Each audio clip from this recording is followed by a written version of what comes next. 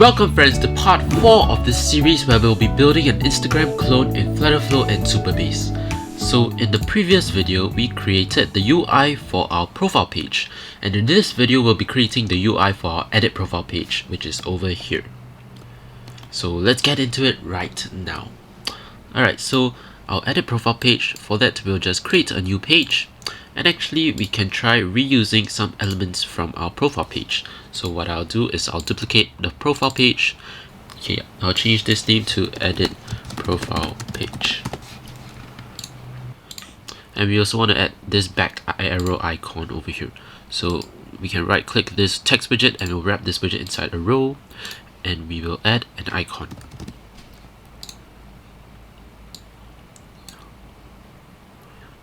And for the row, we also don't want to have this padding anymore, so we'll get rid of this 32 padding. Then for this icon, we'll change this icon into a back icon. You can use this one over here, this chevron icon. We also want to add some padding to the row, so with the row selector, we'll add left padding of 24, right padding of 24, and top padding of 24 as well. Then we also want to add some padding to hopefully try to center this edit profile text. Let's try 106. Yep, that looks pretty good for now. You can also increase the size of this icon to, let's say, 28. And maybe we don't want so much top padding over here. So we remove top padding, then maybe we'll just give it 100. Yep, that looks good. So next will be the profile picture. We already have the profile picture here, so all we have to do is we have to just delete these text. So we'll delete these columns over here. We no longer need those columns. Then we're just left with this circle image, and for this we won't add the avatar, we'll just stick with the profile picture. So we also don't need the row, so we can just right click on the main row and we'll remove the row. So now we only have the profile picture, and we'll add some padding of 24.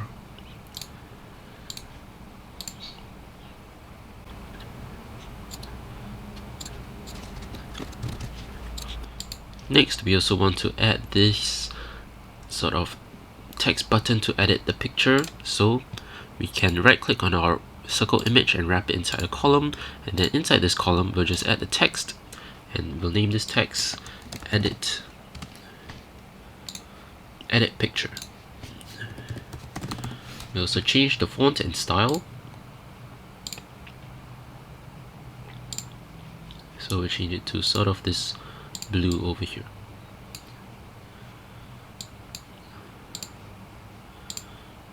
And maybe for the style we'll give it medium. Let's also add some padding for the text. Alright, so next will be the name, username, pronouns, as well as the bio. So first, let's get rid of this row.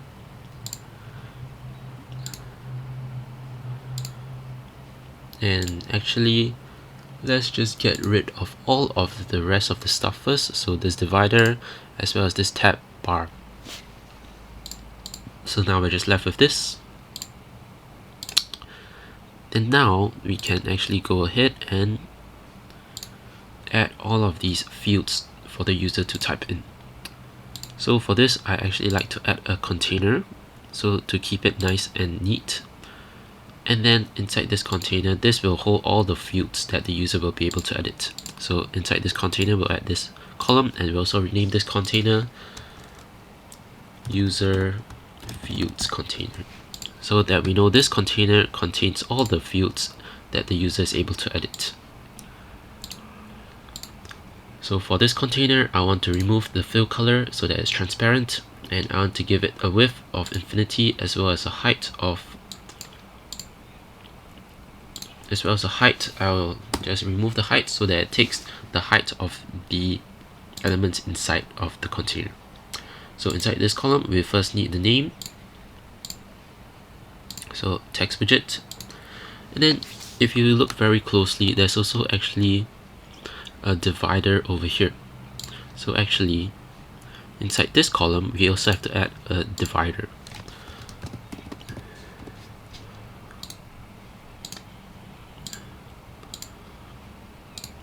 Let's give it some bottom padding.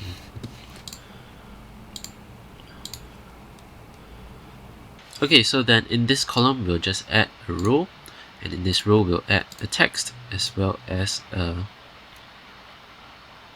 text field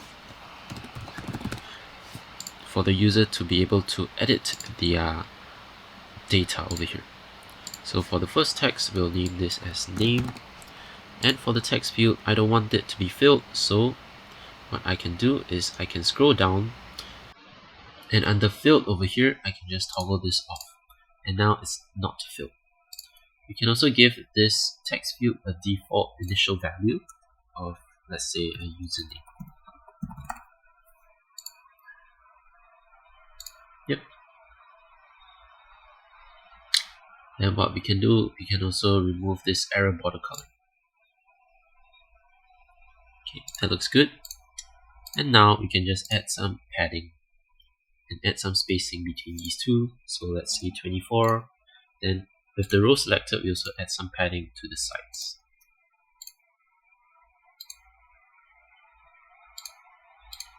Alright, yep, so that is basically the username done. Alright, so that is one field done. Now we can just copy this row for the other fields as well. So this one will be username. Now after duplicating the row, we can see that we have some problem over here. That is, this is not aligned properly.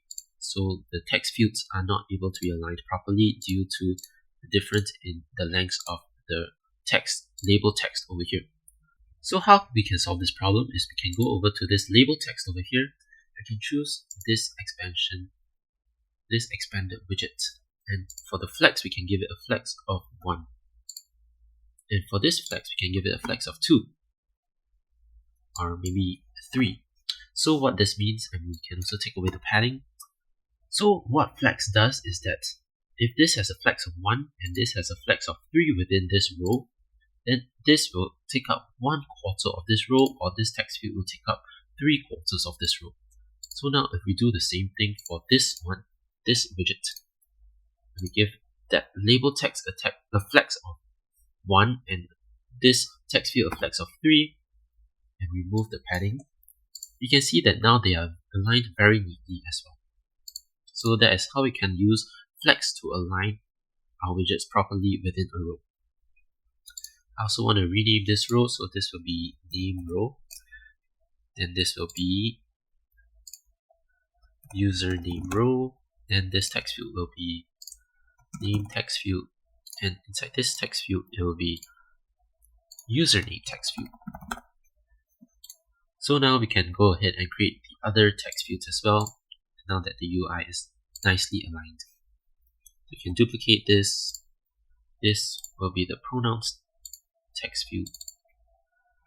So this pronouns,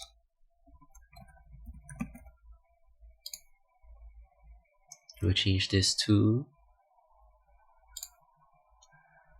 we'll change the name of this text field to pronouns.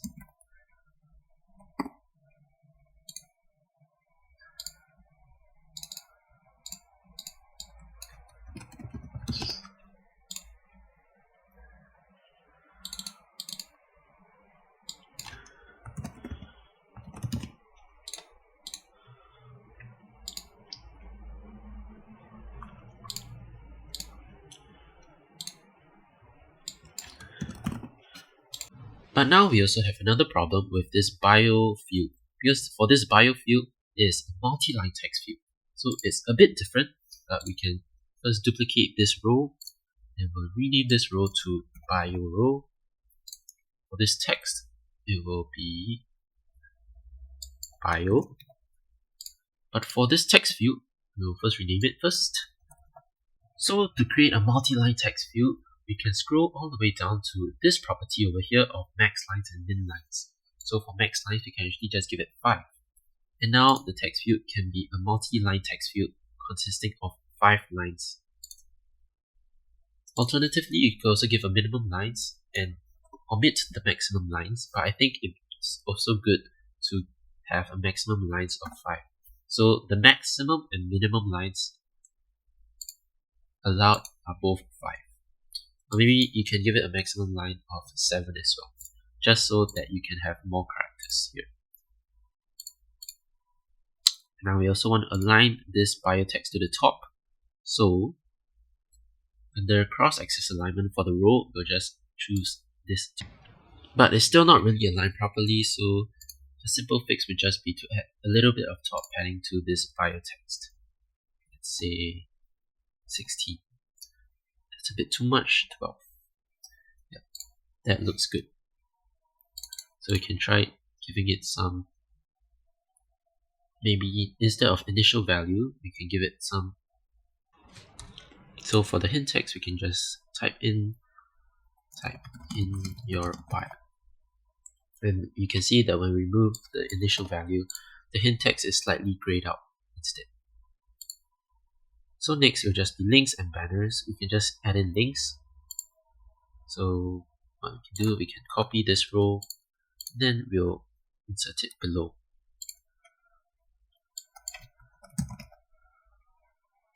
Change the name of the row as well, so that it will be easier to know which row we are talking about, as well as the text field name, so that we can access it easier later.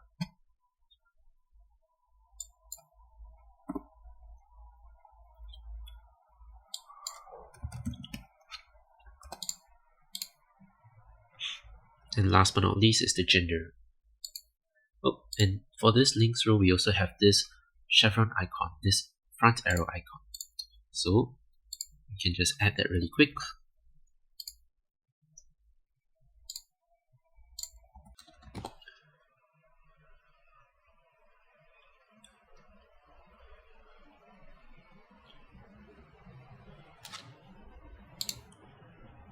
And we'll decrease the icon size as well.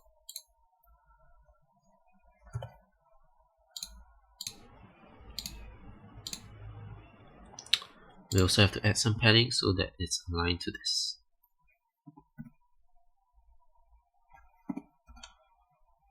Yep, that looks good.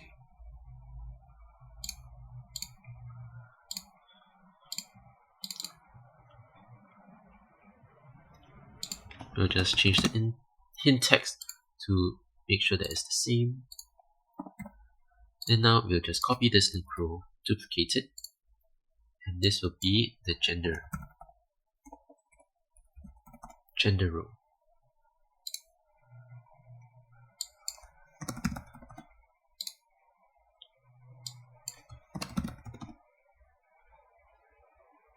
For the initial value, we can just put it as,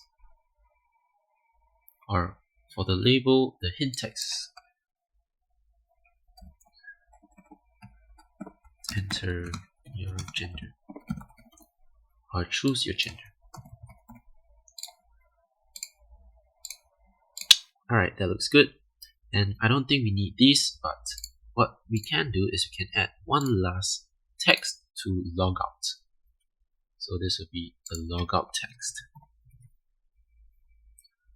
So the text will be logout. Then we can add some padding, top padding of 24.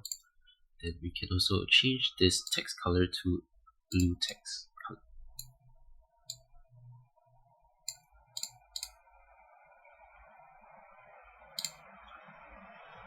Alright, that looks good. You can also actually add the action to logout. And we also did that in the very first video where we did the authentication of the login as well as register pages. So to do that, we can just open the action flow editor, and on the on tab event, we'll just search for Supabase and Supabase logout. That's it. We can log out from our app. Alright, so that wraps it up for today's video. In the next video, we'll be implementing the UI for this search page over here. So stay tuned for that, and I'll see you in the next video.